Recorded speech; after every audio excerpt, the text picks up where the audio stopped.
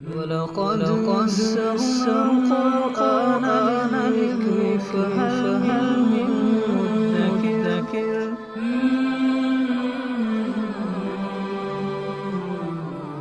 سورہ اعراف آیت نمبر 32۔ اعوذ باللہ من الشیطان الرجیم، بسم اللہ الرحمن الرحیم۔ قل من حرم زینۃ اللہ التی اخرج لعبادہ والطیبات من الرزق قل ہی للذین آمنوا فی الحیاۃ الدنیا خالصۃ یوم القیامہ کذالک نفصل الآیات لقوم یعلمون۔ سابقہ آیات میں عربوں کی کچھ خرابیاں اور بری عادتیں، ان کا تذکرہ اور ان کی اصلاح کے اوپر کچھ آیات تھیں۔ ان میں ایک خرابی تو یہ تھی کہ یہ کہہ کر کہ ان کپڑوں میں گناہ کرتے ہیں، ان کے اندر اللہ کے گھر کا طواف درست نہیں، وہ کپڑے اتروا دیتے تھے، اور حج کے ایام میں بہت ساری حلال چیزوں کو اپنے لیے ممنوع قرار دے دیتے تھے۔ اسی طرح جو قریش کا ایک خاص قبیلہ تھا حمص نام کا، جو کپڑے پرووائڈ کیا کرتے تھے لوگوں کو، تو انہوں نے اپنی امتیازی شان قائم کرنے کے لیے گوشت کی کچھ اقسام اپنے اوپر حرام قرار دے دی تھی، خود سے ہی، بغیر کسی دلیل اور بغیر کسی اللہ کی طرف سے آئے ہوئے حکم کے۔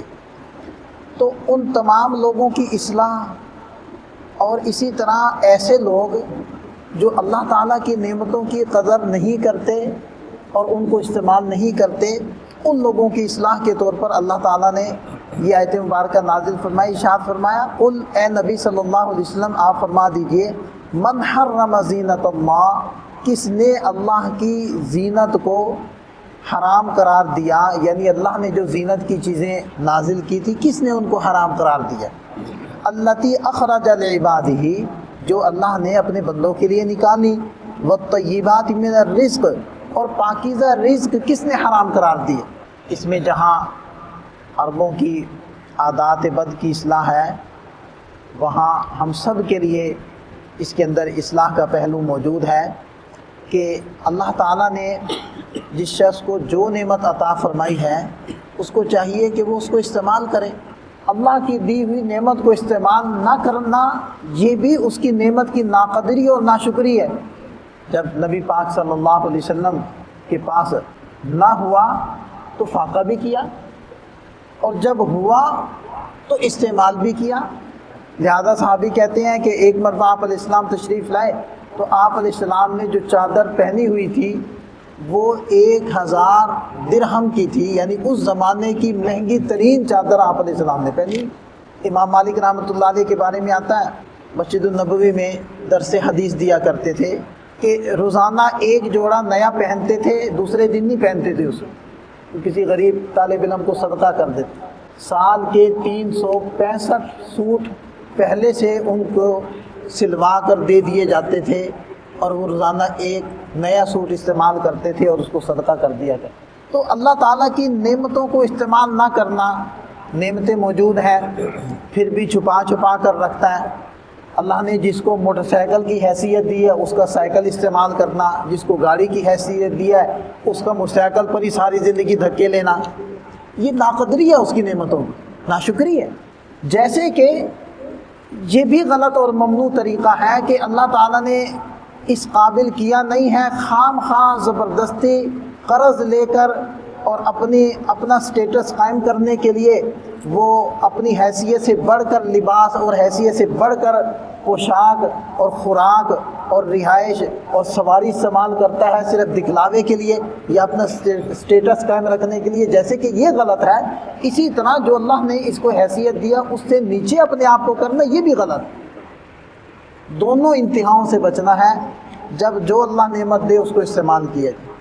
ہاں، جو بعض صحابہ کرام سے یا بعض حضرات سے جو منقول ہے کہ وہ نعمتوں کے باوجود پھٹے پرانے کپڑے پہن رہے ہیں، موٹا جھوٹا کھا رہے ہیں، جیسا کہ حضرت عمر فاروق رضی اللہ عنہ کے بارے میں ہے کہ فتوحات ہو رہی تھی لیکن انہوں نے اپنا لباس نہ بدلا، اور بہت سارے صحابہ کرام کے بارے میں ایسا ہے۔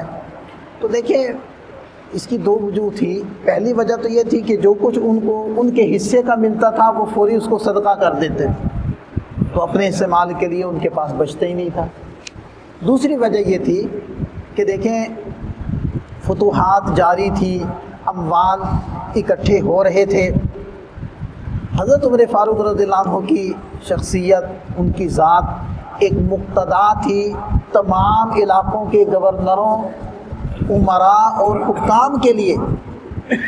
اب اگر حضرت عمر فاروق رضی اللہ عنہ اس فراوانی کو استعمال کرنا شروع کر دیتے تو آپ اندازہ لگائیں کہ ان کے ماتحت جو مختلف علاقوں کے گورنر تھے ان کا پھر کیا عالم ہوتا۔ تو انہوں نے حالات کو قابو میں رکھنے کے لیے آپ یوں سمجھ لیں کہ اپنے آپ کو ایک اسوہ بنایا تاکہ میں پکڑ کر سکوں، تاکہ میں محاسبہ کر سکوں اور تاکہ میں سب کو ایک حد کے اندر رکھ سکوں۔ تو ایسی وجوہات ہوتی ہیں۔ اسی طرح جو بعض مشائخ صوفیاء کرام اپنے شاگردوں اور جن لوگوں کی وہ تربیت کر رہے ہوتے ہیں ان پر بعض چیزوں کو بند کرتے ہیں، تو وہ اصل میں وہ بطور علاج کے کچھ وقت کے لیے ہوتا ہے، جیسے کہ ڈاکٹر طبیب کسی مریض کے اوپر بعض چیزوں کو کچھ وقت کے لیے بند کر دیتا ہے کہ اتنا عرصہ آپ نے گوشت نہیں کھانا، اتنا عرصہ آپ نے دودھ یا دودھ سے بنی چیزوں کو استعمال نہیں کرنا، تو وہ ایک مخصوص وقت کے لیے بطور علاج کے ہوتا ہے۔ اور آگے ارشاد فرمایا قل ہی للذین آمنوا فی الحیات الدنیا، یہ اصل میں جواب ہے یہ آیت مبارکہ کا یہ حصہ ان کفار کو جو یہ کہا کرتے تھے اگر اللہ تعالیٰ ہم سے خوش نہیں ہے اور ہم اللہ تعالیٰ کے نافرمان ہیں تو پھر اللہ تعالیٰ کی نعمتیں ہم پر کیوں ہو رہی ہیں۔ فرمایا قل ہی للذین آمنوا فی الحیات الدنیا، جو دنیا کی زندگی میں ایمان والوں کے لیے یہ جو نعمتیں ہیں خالصۃ یوم القیامہ، قیامت کے دن یہ ایمان والوں کے لیے خالص ہو جائیں گی۔ دنیا کے اندر تو یہ نعمتیں سب استعمال کر رہے ہیں، کفار بھی استعمال کر رہے ہیں، مومنین بھی استعمال کر رہے ہیں، لیکن کل قیامت کو صرف اور صرف ایمان والے ان نعمتوں کو استعمال کر سکیں گے، کفار سارے ان نعمتوں سے محروم ہو جائیں گے۔ تو گویا کہ دنیا کے اندر بھی جو کفار کو یہ نعمتیں حاصل ہیں ایمان والوں کے طفیل سے، ان کی برکت سے ان کو یہ چیزیں حاصل ہیں۔ تو قیامت کے دن یہ ساری خالص ایمان والوں کے لیے ہوں گی۔ کذالک نفصل الآیات، اسی طرح ہم اپنی آیات کو کھول کھول کر بیان کرتے ہیں۔ لقوم یعلمون، ایسی قوم کے لیے جو علم سے کام لیتے ہیں، جن کو اللہ تعالیٰ نے صفت علم دی ہے۔ قل انما حرم ربی الفواحش، آپ کہہ دیجئے اللہ تعالیٰ میرے رب نے تو فواحش، کھلے اور بڑے گناہ، بدکاریاں، یہ اللہ نے حرام کی۔ جو حلال کی ہیں ان کو خواہ تم حرام کر رہے، لباس پہننا، اچھا لباس پہننا، سواری استعمال کرنا، اچھی سواری استعمال کرنا، کھانا لیکن اللہ تعالیٰ کی جتنی نعمتیں ہیں حلال ہیں ان کو استعمال کرنا، ان کو تم چھوڑ رہے ہو، یہ تو اللہ کی حلال کردہ چیزیں ہیں۔ ان سے کہیے کہ اللہ تعالیٰ نے تو، میرے رب نے تو فواحش کو حرام کیا ہے، بدکاریوں کو حرام کیا ہے، ما ظہر منہا وما بطن، جو ان میں سے ظاہر ہیں اور جو چھپی ہوئی ہیں، سب قسم کے خطاؤں کو، گناہوں کو اللہ نے منع کیا ہے۔ والاسم، مطلق گناہوں کو اللہ نے منع کیا۔ والبغی، اور اللہ تعالیٰ کی نافرمانی کو، بغاوت کو، بغیر الحق، ناحق قسم کے ظلم کو اللہ نے منع کیا۔ وان تشرکوا باللہ، اور اس بات سے منع کیا کہ تم اللہ کے ساتھ شریک قرار دو، ما لم ينزل به سلطانہ، ایسی چیزوں کو جن کی اللہ نے کوئی دلیل نہیں اتاری، کوئی تمہارے پاس سند، کوئی حجت، کوئی اللہ کی طرف سے اجازت نامہ نہیں ہے، کوئی سرٹیفکیٹ نہیں ہے، تمہیں کس نے کہا کہ ان کو شریک بناؤ؟ اپنے سے گھڑ لیا۔ وَأَن تَقُولُوا عَلَى اللَّهِ مَا لَا تَعْلَمُونَ، اور یہ کہ تم اللہ پر ایسی باتیں کہو جن کو تم جانتے نہیں، اپنی طرف سے تم نے کہہ دیا کہ یہ تو اللہ نے ہمیں حکم دیا تھا کہ جس لباس میں گناہ کرتے ہو وہ مت پہن کر طواف کرو، اپنی طرف سے اللہ تعالیٰ کے اوپر بلیم کر رہے ہیں۔ وَلِكُلِّ أُمَّةٍ أَجَلٌ، بقیہ تمہارے اوپر پکڑ نہیں آ رہی تو وَلِكُلِّ أُمَّةٍ أَجَلٌ، ہر قوم کے لیے اللہ نے ایک وقت مقرر کر رکھا ہے۔ فَإِذَا جَاءَ أَجَلُهُمْ، جب ان کا وہ مقرر وقت آ جاتا ہے، لَا يَسْتَأْخِرُونَ سَاعَةً وَلَا يَسْتَقْدِمُونَ، ایک لمحہ اس سے آگے پیچھے نہیں ہو سکے۔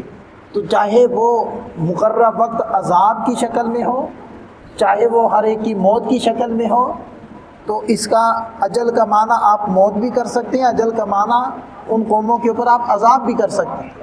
تو ہر ایک کا ایک وقت مقرر ہے، اس سے آگے پیچھے نہیں ہوگا۔ جب آ جائے گا پھر ٹلے گا نہیں، اور جب وقت نہیں ہوگا تو آئے گا نہیں۔ اس لیے ایسا نہیں ہے کہ اس کی طرف سے پکڑ نہیں ہوگی تمہاری، یا دیر ہے۔ ہاں دیر ہے، وہ دیر اس کی وجہ یہ ہے کہ ہر ایک کا وقت مقرر ہے۔ تو یہ تنبیہ کر دی گئی اللہ تعالیٰ کی طرف سے۔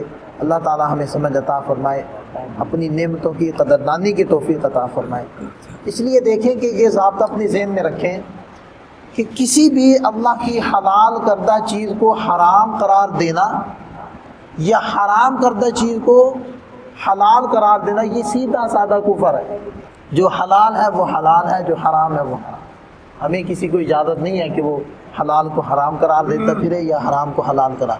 تو یہ تھی ان کے اندر خصلت اور عادت جس کو وہ اختیار کیے ہوئے تھے۔ اللہ تعالی ہمیں سمجھ عطا فرمائے۔